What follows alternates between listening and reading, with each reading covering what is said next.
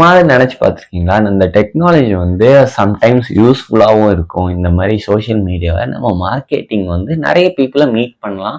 நிறைய பீப்புளுக்கு நம்ம ப்ராடக்டை கொண்டு போகலாம். இல்லைன்னா சாட் ஜிபிடி இருக்கும்.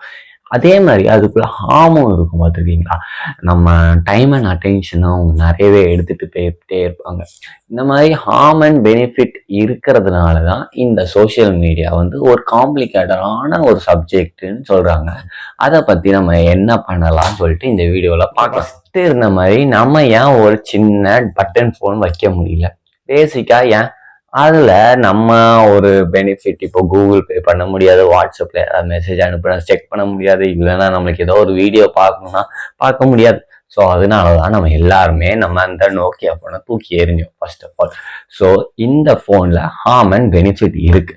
அப்போ இந்த ஹார்மை குறைக்கிறதுக்கு மக்கள் நிறையவே பண்ணுவாங்க. இந்த மாதிரி நோட்டிபிகேஷன் ஆஃப் பண்றது இருக்கட்டும், இந்த மாதிரி ஒயிட் அண்ட் கிரே போனை மாத்துறதா இருக்கட்டும், இல்லைன்னா நான் 30 நாளைக்கு போன் யூஸ் பண்ண மாட்டேன்னு இருக்கிறதா இருக்கட்டும், they will do any thing to reduce the harm. But இவங்க என்ன சொல்றாங்கன்னா,